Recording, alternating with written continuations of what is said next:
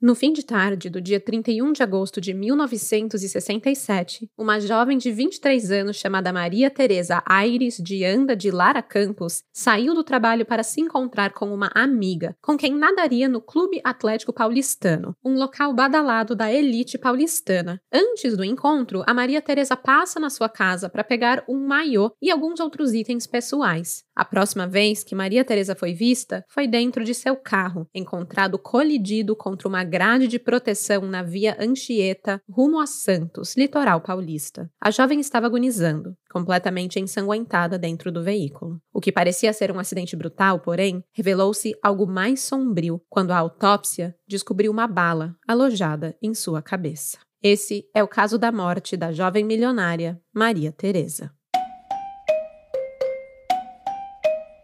Alô, olá, alô, vai tudo bem? Bem-vindos ao Café com Crime, o podcast onde você pode ser o aficionado por crimes reais que você é, sem julgamentos. Eu sou a Esté Zorbi, ou Dona Café, como preferir, e hoje eu vou contar para vocês o caso da morte de Maria Teresa Aires de Anda de Lara Campos, que tão longo quanto o seu nome também foram as dúvidas investigadas depois que ela foi encontrada praticamente morta dentro de seu carro. Um caso antigo, da década de 60, que mexe com gente rica, gente importante e que segue até hoje sem uma solução oficial, mas com uma convicção do delegado Antônio Strasburg de Moura, que fez um trabalho investigativo extremamente cuidadoso e responsável, coisa que muitos não fizeram nesse caso. Ele afirmou, abre aspas, "Vocês podem estar certos que, apesar de ser quem é, um dia esse moço vai se descuidar, e quando isso acontecer, ele cometerá o erro que esperamos, então eu, pessoalmente, o colocarei na cadeia." O trabalho da polícia é feito com um pouco de sorte, um pouco de investigação e uma dose bem grande de paciência. E isto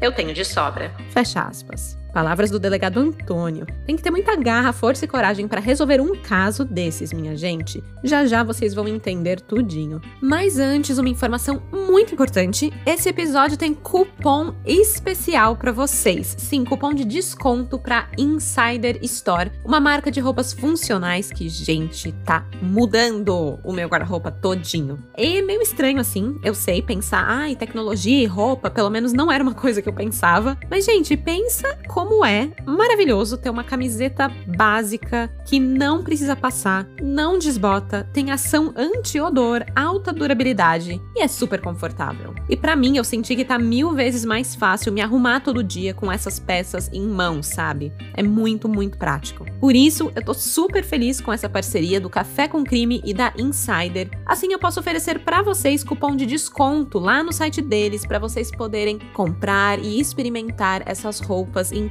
e funcionais. É só você ir na Insider Store e usar o cupom Café com Crime 12. Eu vou deixar na descrição do episódio para vocês. E saiba também que ao apoiar essa parceria do Café com a Insider, quando você vai lá e adquire os produtos da Insider com esse cupom, você segue a marca e tal, você tá ajudando a fortalecer o Café com Crime. É um outro jeito de apoio pra Dona Café também. E você ainda sai na vantagem, né? Porque com roupas funcionais incríveis, com economia, com din-din no bolso, descontinho, tudo de bom, tudo de bom. Então não perca, vai lá na insiderstore.com.br/café com crime. Se você acessar esse link, o desconto já é aplicado automaticamente no carrinho. Se não for por esse link, é só entrar lá e usar Café com Crime 12. Mas eu vou deixar tudinho na descrição do episódio para ficar fácil para vocês. E com isso, bora começar do começo?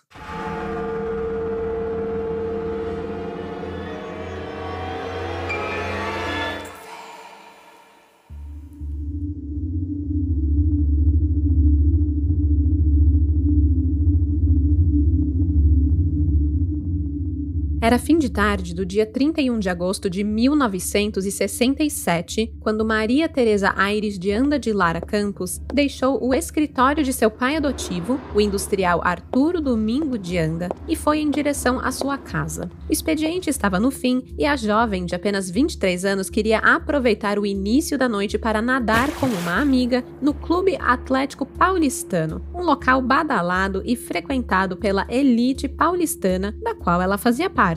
O relógio marcava 5h30 quando ela chegou em casa, fez uma pequena mala com itens pessoais, entre eles um maiô, e se despediu da sua mãe, Isaura Aires de Anda, reforçando ali para a mãe os seus planos de curtir a noite de quinta-feira no clube com uma amiga. Ao invés de encontrar a tal amiga para curtir a noite como planejado, a Maria Teresa pegou o carro de seu pai, que era um Aeroillis azul Atlântico ano 64, e seguiu na direção oposta do seu destino inicial, ao acessar a rodovia Anchieta em direção à cidade de Santos. Mas ela nunca chegou ao seu destino.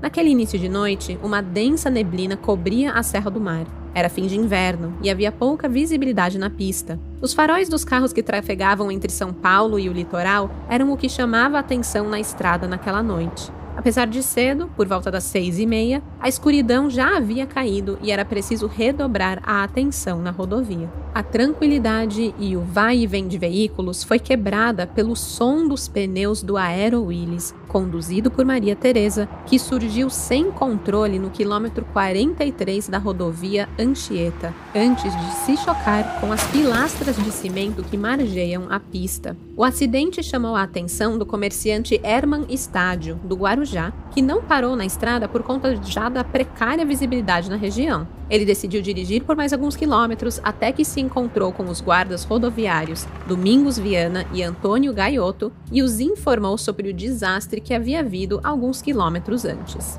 Com as coordenadas em mãos, a dupla de policiais foi imediatamente ao local para prestar os primeiros socorros à vítima. Mas eles não foram os primeiros a chegar. Quando finalmente estacionaram a viatura, encontraram algumas testemunhas que decidiram parar para socorrer Maria Teresa. Eram eles o funcionário da refinaria Presidente Bernardo, Domingos Hollenberg, o professor Carlos Pacheco Cirilo, da Faculdade de Direito de Santos, e a sua esposa.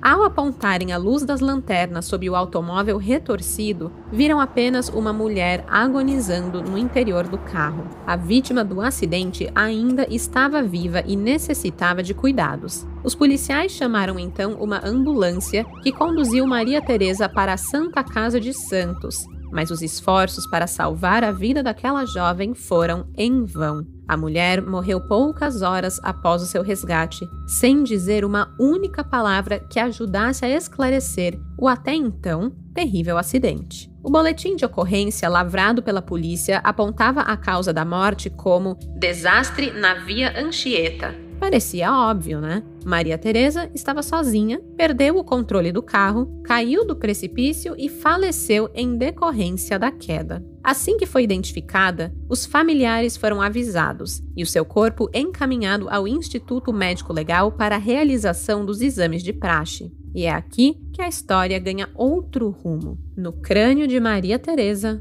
o médico legista encontra uma bala de arma de fogo.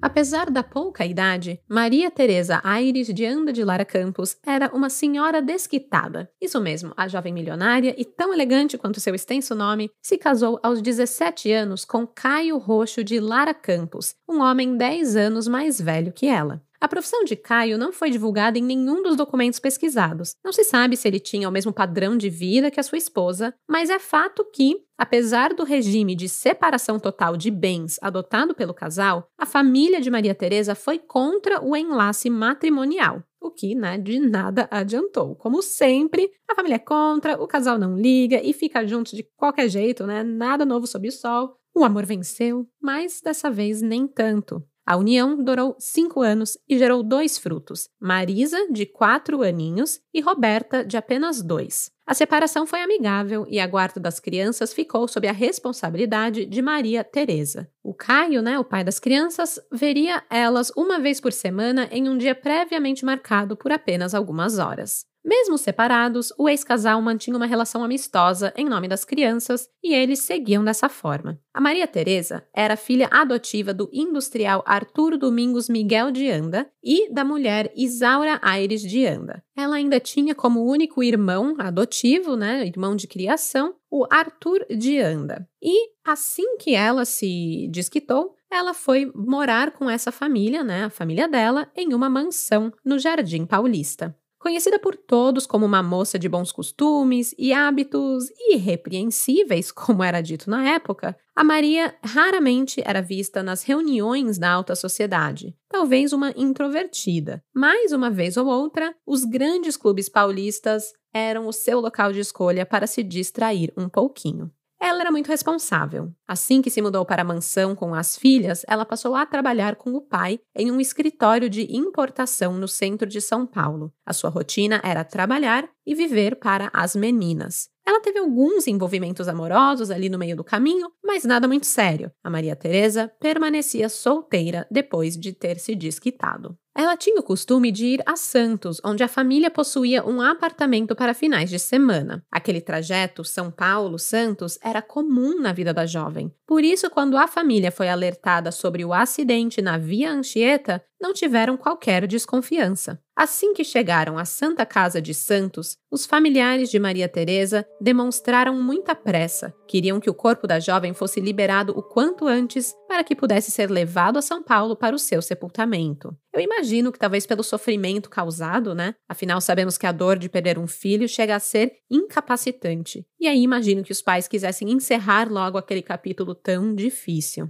Mas tem algumas coisas um pouco estranhas nessa pressa toda também. Houve, inclusive, um pedido para que não fosse feita a autópsia no corpo de Maria Teresa. Era de conhecimento geral que a jovem tinha sido vítima de um infeliz acidente. Então, por que submetê-la a mais uma violação? Mas o legista Antônio Xandó Filho não aceitou o clamor da família nesse sentido, porque para ele era necessário submeter o corpo aos exames necroscópicos para encerrar o caso com convicção. E foi graças a essa teimosia do legista que o verdadeiro motivo do falecimento de Maria Teresa pôde vir à tona. O laudo médico apontou ainda que, da colisão do carro com a pilastra do viaduto, a vítima sofreu apenas uma fratura em um dos dedos do pé direito. Ou seja, o acidente não havia sido grave o suficiente para tirar a vida de Maria. Ao contrário do que pensava a polícia e os médicos até então, a jovem não foi vítima fatal de um acidente de carro, mas sim de um tiro na cabeça. Para ser mais exata, de um tiro de pistola automática calibre 7.65. O ferimento estava escondido sob os cabelos da vítima e, com base na trajetória do projétil, houve entrada no osso parietal, que são ossos que formam a maior parte do topo da cabeça, da direita para a esquerda no sentido horizontal e em um ângulo de 10 graus, o que levantou imediatamente a hipótese de um crime. E por quê? Por que isso? O legista ele foi categórico na sua opinião e disse que o tiro foi disparado a uma pequena distância, mas não com a arma encostada na cabeça, como é comum acontecer em casos de suicídio. Para Antônio Xandó, Maria Teresa havia sido assassinada.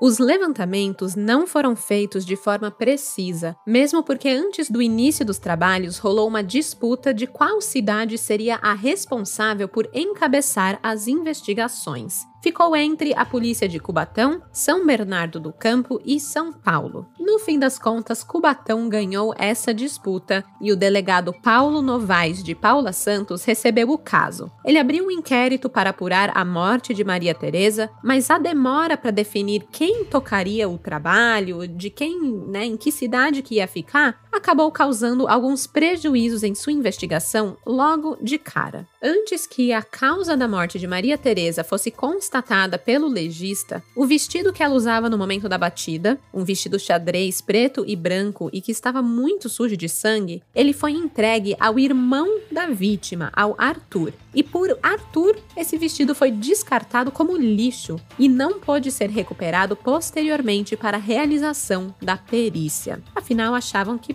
é um acidente, né? Devolve a roupa da vítima, joga fora, enfim, que foi o que o irmão fez. Jogou fora, sumiu com o vestido e aí quando precisou, não tem mais, um baita prejuízo. Além disso, as possibilidades de levantamento de impressões digitais que pudessem estar no carro foram descartadas, porque com a certeza de que se tratava de um acidente, os policiais não preservaram o Aero Willis. A interdição do carro só foi solicitada pelo delegado quando a investigação foi aberta oficialmente e uma perícia foi imediatamente solicitada. foram encontrados em seu interior 2 bolsas, uma com documentos, receitas médicas, resultados de exames clínicos, 2 vidros de remédios, uma carteira com 4,66 cruzeiros e fotografias das 2 filhas da vítima. Na outra bolsa, um pouco maior e com muitas manchas de sangue, havia um par de sapatos e um maiô que Maria Teresa buscou em casa para ir à piscina do Clube Atlético Paulistano. Mas não tinha nem sinal da arma que provocou a morte da milionária. Para que vocês tenham uma ideia da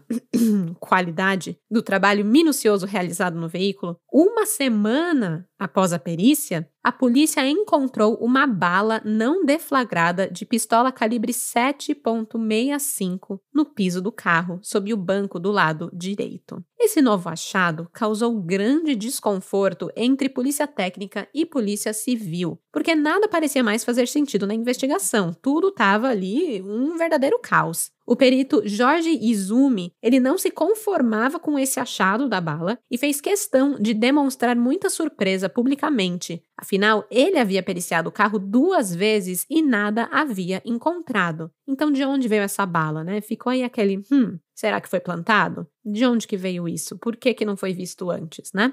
Enfim, o carro não foi preservado e achavam coisas do nada. Para ficar claro aqui qual foi a perícia feita pelo Jorge Izumi, ele fez 2, né? A primeira ainda no dia do crime, por volta das 8 da noite, quando ele foi ao local dos fatos, né, do acidente / crime, e fez um levantamento completo. A segunda vez foi após ele ser avisado de que a morte da jovem havia sido em consequência de um tiro na cabeça. Então ele voltou e dessa vez foi lá no pátio da Polícia Rodoviária de Cubatão e passou horas remexendo todo o interior do carro para tentar encontrar alguma evidência desse homicídio, mas nada encontrou. Foi ele, o Jorge, quem anotou os estilhaços de vidro na almofada, encontrou manchas de sangue no lado externo da porta esquerda do veículo e um friso com uma marca que ele suspeitava ter sido ocasionado por um projétil. Ele não podia verbalizar, né? Isso com todas as letras, mas na cabeça dele se passava aquela hipótese de que aquela bala poderia ter sido plantada no carro para confundir a investigação. Afinal, ele achou diversos detalhes, como eu mencionei aqui, mas essa bala não.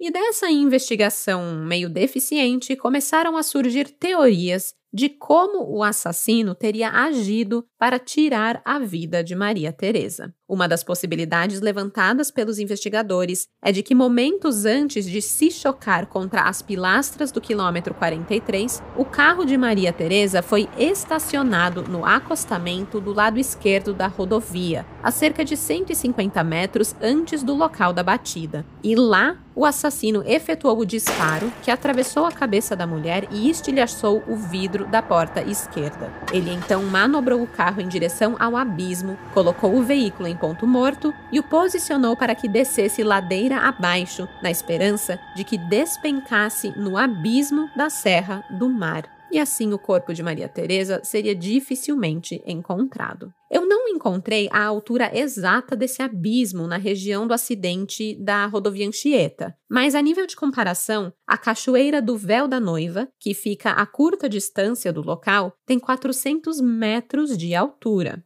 Agora imaginem um carro desgovernado caindo nesse precipício. Tudo seria muito difícil, inclusive o resgate do corpo. Mas aquela guarda de ferro da cabeceira do viaduto frustrou com os planos desse assassino, fazendo com que o Aero Willys parasse após bater na mureta de segurança e o corpo de Maria Teresa fosse encontrado com facilidade. Essa versão foi cogitada pelos investigadores, porque a porta direita do carro por onde Maria Teresa foi socorrida, ainda com vida pelos policiais rodoviários, estava aberta quando o socorro chegou, mesmo que ninguém tivesse colocado as mãos no veículo. Ou seja, quem abriu aquela porta? Ou Maria Teresa ou o assassino. Mas havia também a possibilidade do agressor ter atirado em Maria Teresa enquanto ela dirigia, fazendo com que a vítima batesse o carro na grade de proteção. Como ficou provado no laudo que a jovem fraturou apenas um dedo do pé por conta da batida, seria totalmente possível que o assassino também não tenha se ferido, o que possibilitou a sua fuga e o desaparecimento da arma do crime. Nesse cenário, o provável é que o assassino tenha aberto a porta do passageiro após a colisão, antes mesmo que as primeiras pessoas passassem para socorrer a vítima, e a neblina densa e o escuro da noite facilitaram a sua fuga. Mas a pergunta que martelava na cabeça dos policiais era: se Maria Teresa foi assassinada, quem era a companhia misteriosa que fez com que a jovem mudasse seus planos para aquela noite e seguisse rumo à praia, rumo à morte?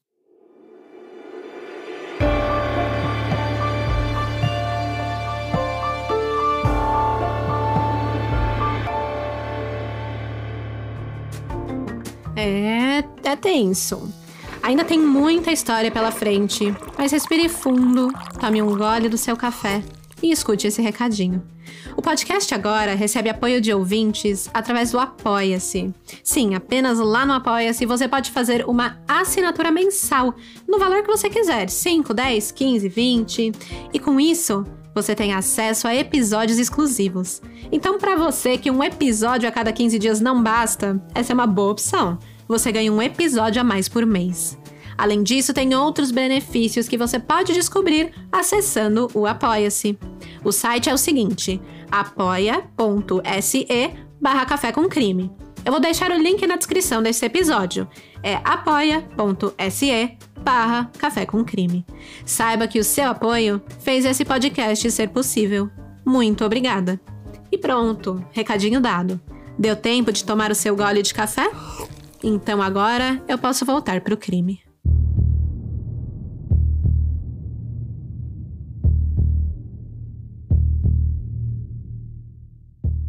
Para facilitar as diligências, a polícia de Cubatão passou a atuar em parceria com a Delegacia de Santos, que atuava sob a responsabilidade do delegado Ari Bauer. Foi Bauer o responsável por tomar o depoimento do ex-marido de Maria Teresa, o Caio Roxo, e tornar 2 homens que não tiveram os nomes revelados suspeitos da morte também. Caio disse que em uma das visitas às filhas, soube por uma babá que a Maria Teresa estava saindo com um dos rapazes, o que virou suspeito, e decidiu levar essa informação à polícia. O delegado, por sua vez, relacionou a declaração do ex-companheiro com um telefonema que recebeu da capital, mas após investigar a fundo, viu que as pistas oferecidas por Caio o levaram do nada ao lugar nenhum. Seria uma cortina de fumaça para desviar o foco de si mesmo? Não sabemos. Mesmo com tantos indícios de assassinato, inclusive a opinião do legista sobre o posicionamento e distância da arma no momento do disparo, a polícia passou a trabalhar com a hipótese de suicídio. Essa era, inclusive, a opinião dos pais de Maria Teresa, o Arturo e Isaura. Eles não acreditavam na hipótese que a filha pudesse ter sido vítima de assassinato, contrariando o legista, inclusive. Para eles, a filha pegou a pistola do pai enquanto fazia suas malas, dizendo que ia para a piscina, e atentou contra a própria vida no carro. Afinal, depois da morte da filha, o Arturo constatou que a arma que ele possuía havia sumido de seu escritório. Uma arma que era do mesmo calibre da que matou Maria Teresa, e ela tinha acesso ao local da arma. Por isso, os investigadores passaram a acreditar que a jovem milionária tivesse pegado a arma no momento em que disse para a mãe que estava fazendo a mala para ir para o clube, quando, na verdade, ela planejava a própria morte. A motivação para o suicídio seria o desquite. Afinal, uma jovem desquitada nos anos 60 não era bem vista pela sociedade. Além disso, a Maria Teresa estava se submetendo a um tratamento psiquiátrico. A separação pode tê-la afetado nesse nível, e era essa hipótese que a família apostava, que teria realmente acontecido. O delegado sustentava ainda que a Maria Teresa tinha 2 personalidades. Em casa, na presença das filhas, ela era uma mulher alegre, mas diante dos amigos estava sempre triste e costumava compartilhar graves problemas íntimos. Em uma das visitas à capital, os investigadores de Santos conversaram com o médico psiquiatra de Teresa e, em depoimento, ele revelou que Maria Teresa esteve em seu consultório na segunda-feira que antecedeu a sua morte, mas que ele não pôde recebê-la naquela data e deixou uma consulta marcada para sexta-feira, no dia 1º de setembro. Ele nunca soube o motivo da visita de Maria Teresa, pois ela faleceu um dia antes do encontro. A mãe Isaura reforçou a tese de suicídio, dizendo que a filha confidenciou a ela o desejo de atirar contra a própria cabeça em uma das conversas que teve. Um bate-papo íntimo ali de mãe e filha, mas uma conversa que jamais Maria Teresa trouxe a outras pessoas. A galera que pertencia ao seu ciclo de amigos próximos não tinha nenhum conhecimento dessa informação ou desses desejos, pensamentos suicidas que a Maria Teresa, em tese, teria. Nossa, Maria Teresa, em tese, teria. Muito boa essa frase. Vou deixar para vocês. Bem, as autoridades e a família, eles tinham muita pressa em fechar o caso. Desde o começo, assim, pareciam convencidos da hipótese de suicídio e o inquérito estava caminhando para sua conclusão com esse desfecho. Essa desconfiança ganhou ainda mais força quando, disseram os investigadores, ficou constatado que foi a Maria Teresa quem estacionou o seu automóvel a 150 metros do local do acidente, e não um possível assassino como foi ventilado em um primeiro momento. Os policiais acreditavam que a milionária parou o carro ali para preparar a arma, e a sua intenção era atirar contra a própria cabeça e jogar o carro no precipício logo em seguida, mas ela não conseguiu. Um laudo assinado pelo legista Décio Brandão de Camargo, chefe do gabinete médico legal, trouxe a brecha que a equipe esperava para poder fechar o caso como suicídio. As descrições deste profissional contrariavam a do legista Antônio Xandó, responsável por encontrar o ferimento da bala na Maria Teresa, e concluíram o seguinte, abre aspas, que os gases que acompanhavam o projétil penetravam no orifício e dilataram os ossos da cabeça, o que prova também que o tiro foi disparado com o cano da pistola encostado à cabeça. Fecha aspas. O sumiço da arma, que dava margem a muitos questionamentos sobre a verdadeira autoria do disparo, foi creditada a um furto. Chegaram a desconfiar do policial rodoviário Antônio Gaiato, que foi o profissional responsável por aguardar o guincho que levaria o veículo para Cubatão. Mas essa hipótese foi posteriormente descartada, pois o histórico de Antônio na polícia era exemplar. As equipes acreditavam que a pistola havia sido levada por alguém que teve acesso ao veículo após o socorro à vítima, em um momento ali de distração do policial Antônio, ou até mesmo por alguma das testemunhas que pararam para ajudar Maria Teresa antes da chegada da dupla de policiais rodoviários. Mas isso para mim me soa muito estranho, porque até então ninguém tinha tocado no carro. Nenhuma das testemunhas tinham tocado o carro, tanto que a porta estava um pouquinho aberta, porque foi dessa forma que encontraram o carro sem ninguém ter encostado, né? Mas para roubar a arma foram no carro, é um pouco estranho. Para mim, parece que eles realmente ignoravam a possibilidade de um assassino ter levado a arma consigo após a batida e após o crime. Ignoravam essa que era a mais óbvia possibilidade. Também eram ignoradas as manchas de sangue no quebra-sol e na porta direita do carro. Sangue esse que até aquele momento não havia sido analisado com precisão e que levou o promotor da Terceira Vara Criminal de Santos, João Batista Amorim do Amaral Gama, a classificar a tese do suicídio como infantil. E o representante do Ministério Público não era o único a duvidar do trabalho das equipes de Santos e Cubatão. O delegado Eli Mourão, do Instituto de Polícia Técnica, chegou a sugerir ao coronel Sebastião Chaves, que era secretário de Segurança Pública, que as investigações fossem transferidas para a Delegacia Especializada de Homicídios. Ele não citou a conclusão do inquérito como suicídio para justificar o seu pedido, mas ele deixou nas entrelinhas que aquela não era a sua opinião. Essa intromissão toda não foi bem vista pelas equipes da Baixada e o clima entre as polícias das cidades envolvidas azedou. Mesmo que não houvesse nenhuma acusação formal, ficou bem claro que os delegados passaram a utilizar a imprensa para trocarem farpas, o que obviamente não ajuda em nada na conclusão de um caso. Em entrevista, o delegado Ari Bauer disse que se o laudo pericial comprovasse que havia outro tipo de sangue no veículo, as investigações tomariam um novo rumo, mas que até aquele momento a hipótese do suicídio prevaleceria. Além disso, todos os depoimentos de pessoas interessadas na morte de Maria Teresa, segundo a polícia, já haviam sido tomados e não havia indícios que os incriminasse. Abre aspas. Se amanhã alguém se apresentar como matador de Maria Teresa, terá que provar tudo. Não é difícil que, em casos de repercussão, surgirem doentes mentais que se dizem homicidas. Fecha aspas. Parece que também ignoraram as estranhas insistências do irmão da vítima, o Arthur, e o primo, Manuel de Anda, para retirar o corpo do necrotério muito rápido. Eles até chegaram a ser ouvidos sobre isso para esclarecer tudo, mas a justificativa que eles deram foi de que o agente funerário informou a eles que, em caso de acidente, o corpo poderia ser liberado à noite sem a necessidade de necrópsia, e isso foi o suficiente para convencer os investigadores de que eles não tinham culpa nenhuma no caso, e a dupla foi liberada. Por volta do dia 12 de outubro, pouco mais de um mês após a morte da Maria Teresa, a polícia recebeu um laudo com o resultado de um teste toxicológico da vítima, que deu negativo para bebida alcoólica e qualquer substâncias tóxicas. Mas mais importante ainda foi a tipagem sanguínea daquela gota de sangue que poderia, de acordo com o próprio delegado, mudar os rumos da investigação. E pasmem, gente, os testes realizados no sangue colhido na porta direita do carro, a porta oposta à ocupada pela Maria Teresa, apontaram para um sangue tipo A. Só que o restante do sangue colhido no mesmo veículo era do tipo O, que coincidia com o da vítima. Ou seja, estava claro que as amostras recolhidas pertenciam a pessoas diferentes, certo?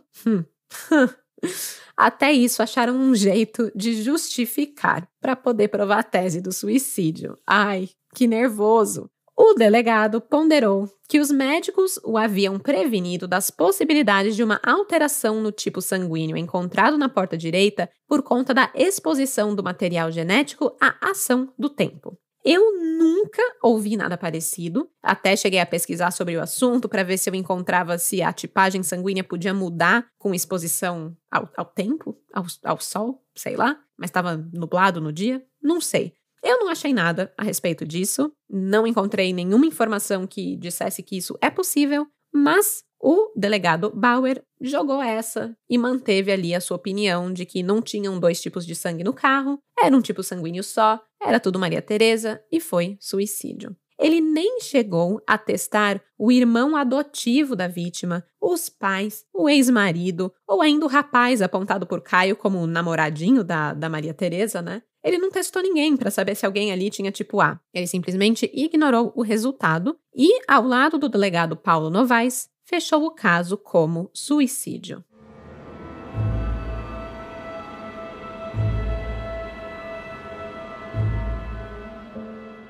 A opinião pública foi a loucura. Paulo Novaes chegou a receber uma carta em que a autora, identificada como Alice, o acusa de ter comido bola das grandes nas investigações. Ela escreveu, abre aspas, "Eu fui amiga de Maria Teresa. Ela estava muito animada com o aniversário da segunda filhinha, que seria no dia 14 de setembro, a Roberta. Ela nunca teria se matado às vésperas do aniversário da menina." Fecha aspas. No Ministério Público, o inquérito foi recebido pelo mesmo promotor que já havia classificado as justificativas para o suicídio como infantis, o João Batista Amorim de Amaral Gama, que era de Santos. Ele pegou o documento, colocou debaixo do braço e partiu para São Paulo para realizar diligências. Para ele, a polícia da Baixada havia falhado miseravelmente na conclusão do inquérito. O João Batista acreditava que a tese de homicídio era mais forte e viável que a de suicídio. A primeira pessoa ouvida pelo promotor foi uma cabeleireira conhecida como Liselotte Guetzky Gallo.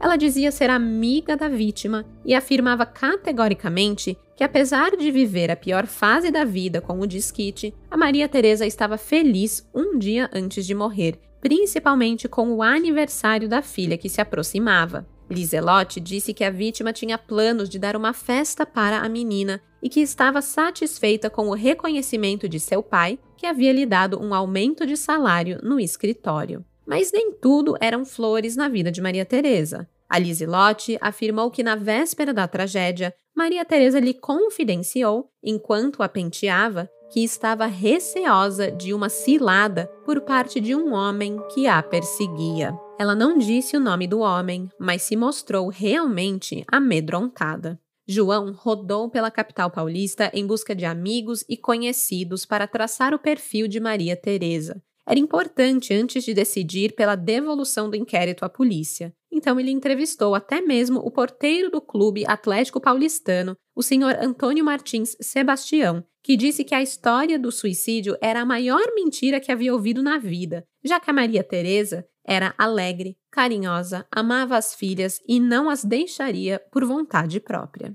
O promotor voltou para Santos convencido de que as pessoas que ouviu eram capazes de mudar os rumos da investigação. E a pedir novas diligências no caso, ele queria entender quem e como Maria Teresa havia sido interceptada quando saiu de casa rumo ao clube. Quem teria desviado a milionária do seu destino? A movimentação e as declarações de João Amaral incomodaram o delegado Ari Bauer. O delegado prometeu interpelar o promotor judicialmente por tê-lo chamado de infantil, mas o promotor não estava nem aí. Disse que o inquérito seria retirado das mãos do delegado santista e que suas declarações foram, sim, infantis. Gente, era uma disputa que não acabava assim, sabe? E para piorar ou bagunçar ainda mais a situação, o programa Desafio 67, que tinha sempre um roteiro bem sensacionalista, era um programa que ia ao ar pela TV Tupi de São Paulo, divulgou uma matéria em que os produtores reconstituíram as cenas do crime na rodovia Anchieta e afirmaram saber quem era o autor do assassinato.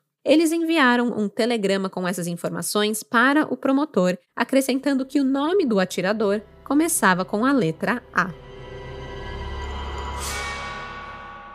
Havia no inquérito a citação de 3 pessoas com essa letra inicial. Eram elas Arturo, o pai de Maria Teresa, Arthur, o irmão adotivo dela, e Andrea George Ranchburg, um rapaz com quem a vítima se envolveu, mas ele tinha um álibi comprovado para a noite do crime. Se a intenção desse programa era chamar a atenção das autoridades, ele conseguiu. O promotor solicitou que os delegados Ari Bauer e Paulo Novaes intimassem o produtor Antônio José, o diretor artístico Tito Bianchini e o apresentador Goulart de Andrade para que prestassem esclarecimentos, entregassem as imagens e, caso tivessem informações para a polícia, de quem era o assassino, informações que a polícia não possuía, que entregassem tudo às autoridades. Caso contrário, poderiam responder por desacato. Eles foram intimados, mas não apareceram. A equipe deu o bolo nos delegados por mais de uma vez e foi preciso que a Justiça de Santos determinasse a apreensão do vídeo exibido pela emissora para que eles se mexessem. Só então, Tito Bianchini e Goulart de Andrade compareceram à delegacia para prestar esclarecimentos, em companhia do advogado Valdir Trancoso Pérez, mas eles não levaram o material solicitado.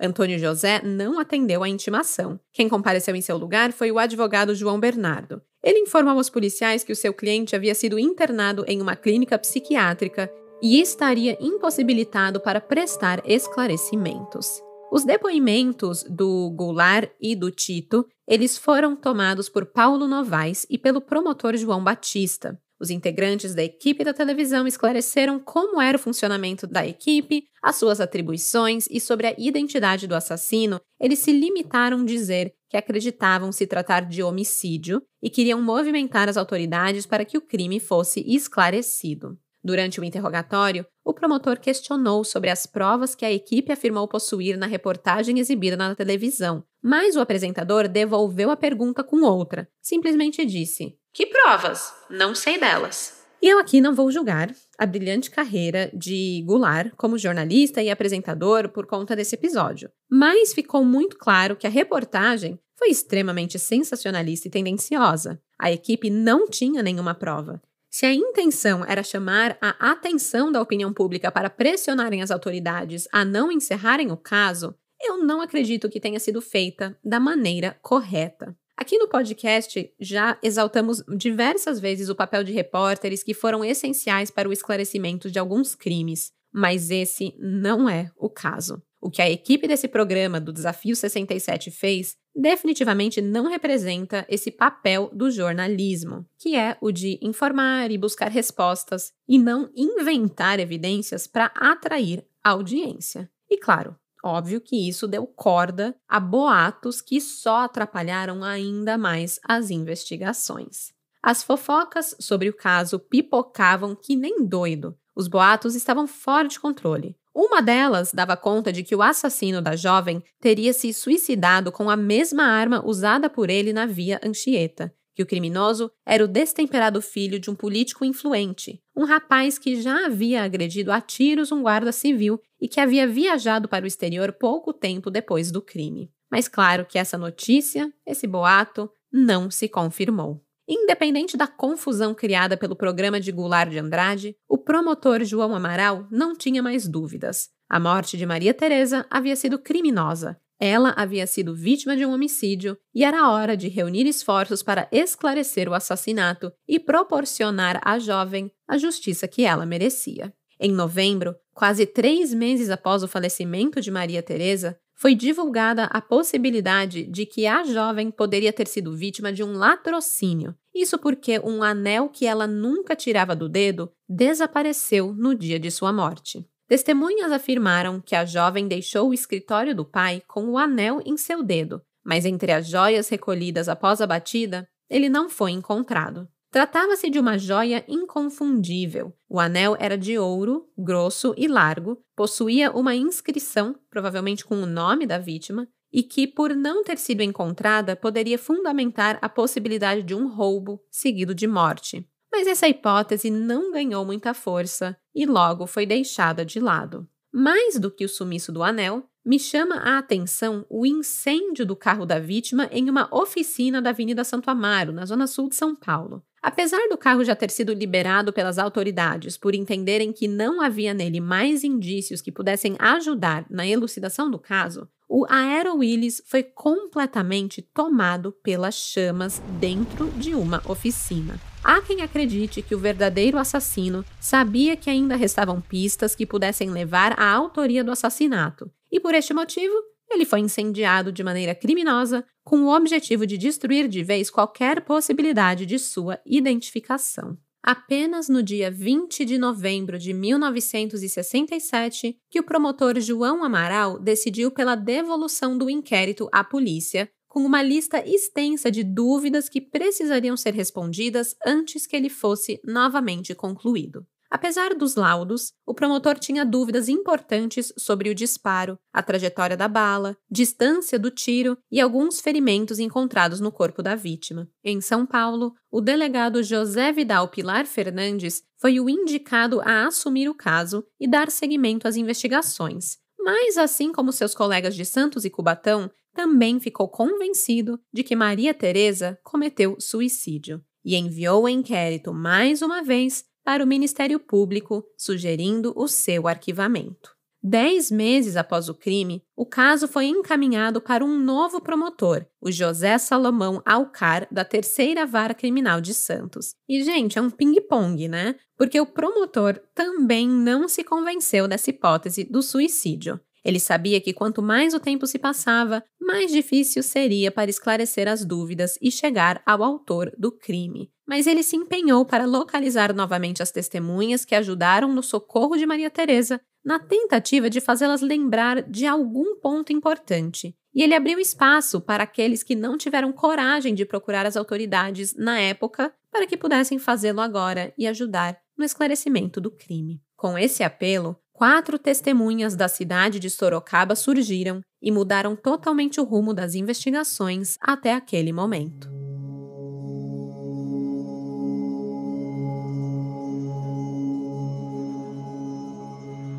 As 4 testemunhas de Sorocaba eram compostas por um taxista chamado Milton Assuaga Lourenço e seus 3 passageiros. Essas testemunhas esclareceram que não tinham se apresentado antes por medo de uma possível represália, uma vez que se tratava de gente importante. E por importante, lê-se vítima de família rica. Aliás, o Milton só foi parar na delegacia para dar o seu depoimento porque mencionou com uma mulher, depois ali do rally rola, o que ele tinha visto, pois o caso da milionária acidentada não saía de sua cabeça. A mulher não esperou um segundo e foi contar a um investigador, e assim o Milton foi detido para inquirição. Os passageiros do táxi de Milton confirmaram todo o depoimento do motorista. Eram eles Newton Tomerelli dos Santos, Neuza Tomerelli e Cecília Gama Correia. Segundo o motorista Milton afirmou em depoimento, naquela noite, ele levava os passageiros para a Baixada Santista e eles desciam a serra paralelamente ao carro de Maria Teresa. Percorreram o trajeto ao lado da jovem por cerca de 10 quilômetros antes da colisão na pilastra da rodovia Anchieta. Apesar de não terem presenciado o momento exato do acidente, puderam ver um homem sair do carro após a batida pela porta dianteira do veículo. O personagem deixou o carro, o contornou e fez a menção de atravessar a avenida. Segundo Milton, o homem fez um sinal com um objeto metálico para que ele prosseguisse. Em certo momento, ele mencionou que o objeto poderia ser uma lanterna. Ele disse, abre aspas, "Ela passou pelo meu carro antes do quilômetro 43. Um homem ia ao seu lado. Quando cheguei ao local do desastre, vi ainda o mesmo homem ao lado do carro com uma lanterna na mão." Fecha aspas. Milton e os passageiros tinham certeza de que não se tratava de ninguém tentando ajudar a jovem. Não havia nenhum carro estacionado próximo ao acidente. A batida tinha acabado de acontecer. Milton, Newton, Neuza e Cecília todos confirmaram a descrição do suspeito. Um tipo moreno, de estatura mediana, vestido esportivamente com camisa de malha branca e calça escura, com aproximadamente 20 anos. Para o promotor José Salomão Alcar, se tornou essencial descobrir quem era aquele indivíduo, até então invisível aos olhos de todas as pessoas que estiveram no local da colisão. A possibilidade do inquérito retornar mais uma vez para a polícia deixou os delegados que já haviam investigado o caso revoltados. Eles não aceitavam a possibilidade de um crime, tinham se convencido de que a jovem havia cometido suicídio e só mudariam de ideia com a apresentação do criminoso, de provas e, com deboche, colocavam em xeque o depoimento das novas testemunhas, sendo super desrespeitosos. Mas o promotor Salomão não se intimidou, não. Ele foi à imprensa e afirmou com todas as letras que os depoimentos das testemunhas de Sorocaba derrubavam qualquer possibilidade de suicídio e que o fato de Maria Teresa estar acompanhada no momento da colisão explicava muitas coisas, inclusive o desaparecimento da arma e das duas tipagens sanguíneas na cena do crime. O promotor João Amaral, que neste momento não era mais o promotor responsável pelo inquérito, foi ao fórum apoiar o colega Salomão e reforçar que a polícia não fez um bom trabalho de investigação porque já iniciaram as diligências com uma ideia pré-estabelecida. Não havia mais dúvidas. Maria Teresa foi vítima de um homicídio. Desta vez, o delegado Antônio Strasburg de Mouro foi quem assumiu as investigações e, com o reinício das buscas, nomes como o do ex-marido da vítima voltaram a figurar entre os suspeitos. Um dos motivos que colocaram Caio Roxo de Lara Campos na mira da polícia foi o fato do rapaz cobrar uma dívida que o marceneiro Alcir Sanson havia contraído com a milionária após a separação do casal. Ou seja, o Caio não tinha nada a ver com o empréstimo. Então, por que ele foi cobrar o Alcir? Acontece que a Maria Teresa conheceu esse marceneiro no consultório de seu psiquiatra. Ele era funcionário de Edmundo de Freitas e acabou fazendo amizade com a jovem. Antes das consultas, os dois se encontravam na sala de espera e conversavam ali sobre a vida. E foi assim que a Maria Teresa descobriu que o Alcir, ele precisava de dinheiro. E ela ofereceu dinheiro como ajuda, desde que o médico, o psiquiatra dos dois, fosse o avalista daquele empréstimo.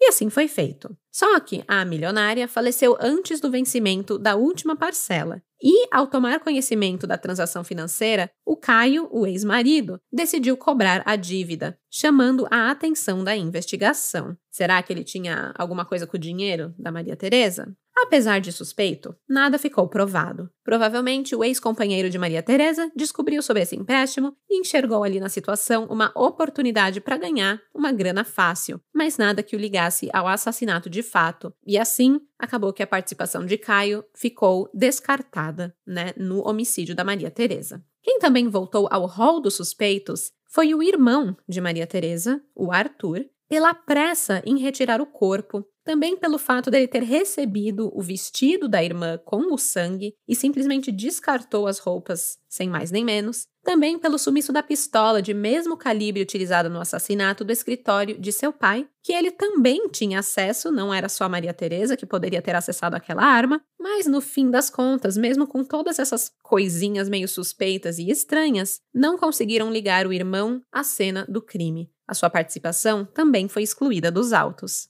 O promotor seguia suas investigações com cautela. Dizia que, apesar do robusto conjunto de provas sobre o homicídio, era preciso reunir argumentos capazes de convencer o júri no caso de um julgamento, e que todas as investigações feitas até aquele momento foram falhas. Sobre isso, o delegado Antônio Strasburg de Moura disse, abre aspas, se realmente houve crime, a investigação da polícia ajudou muito para transformá-lo num crime quase perfeito, embora o provável criminoso tenha incorrido em muitos erros. O vasto inquérito feito até agora é absolutamente neutro. Baseando-se apenas nele, ninguém pode dizer se houve ou não um homicídio. Fecha aspas.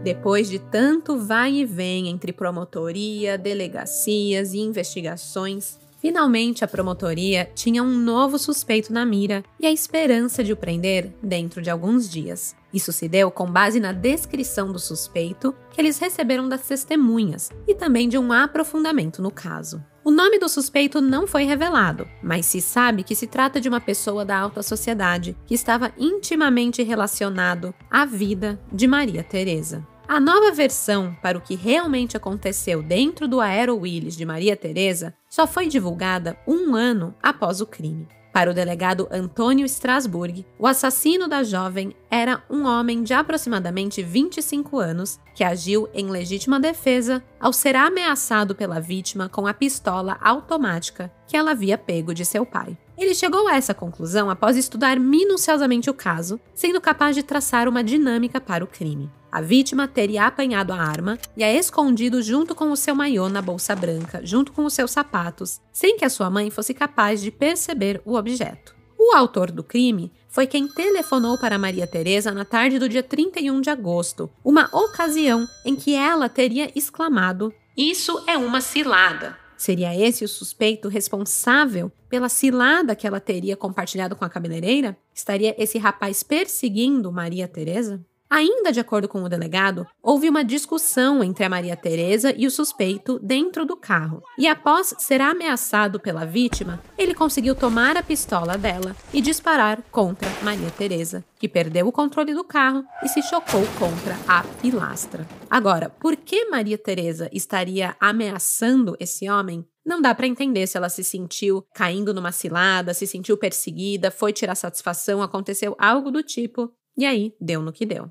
O nome desse suspeito jamais foi divulgado, mas os policiais chegaram até ele após diligências efetuadas no escritório do pai de Maria Teresa, no Clube Paulistano, na fábrica da família de Anda, em Ribeirão Pires, em Santos e no Guarujá. Portanto, um suspeito que fazia parte de toda a vida dela, da rotina dela toda, todos os lugares que ela estava, esse suspeito conseguiu ser identificado. A vida do suspeito foi também totalmente vasculhada. As suas atividades foram estudadas nos mínimos detalhes e as descobertas aumentavam cada vez mais a convicção das autoridades responsáveis de que ele era, de fato, o assassino de Maria Teresa. Mas o que é uma convicção se faltam provas que o condenem?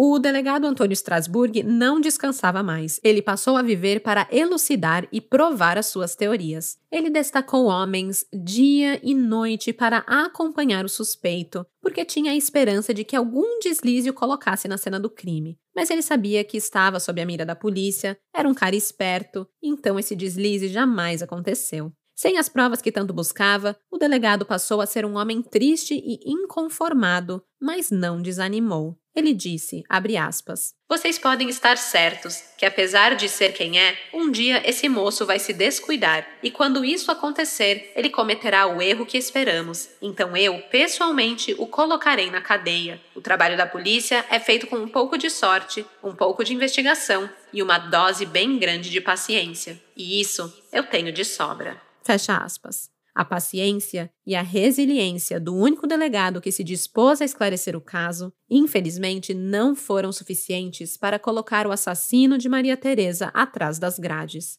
Em setembro de 1969, 2 anos após ser morta, o inquérito policial acabou arquivado pelo juiz da Terceira Vara Criminal de Santos, o Dr. José Gai de Carvalho Pinto, atendendo à solicitação do Ministério Público. O juiz não poupou críticas ao trabalho da polícia ao determinar o arquivamento. Ele disse, abre aspas, não fosse a obstinada teimosia das autoridades policiais que inicialmente se encarregaram do presente inquérito, que, contrariando a própria evidência dos fatos, dirigiram as investigações no sentido de robustecer uma convicção pré-firmada, não estaríamos agora na melancólica situação de reconhecer um crime de autoria incerta. Nessas condições, acolho o pedido do doutor promotor e determino o arquivamento do presente inquérito até que melhores provas elucidem a autoria do delito, em que figura como vítima Maria Tereza Aires de Anda de Lara Campos. Fecha aspas.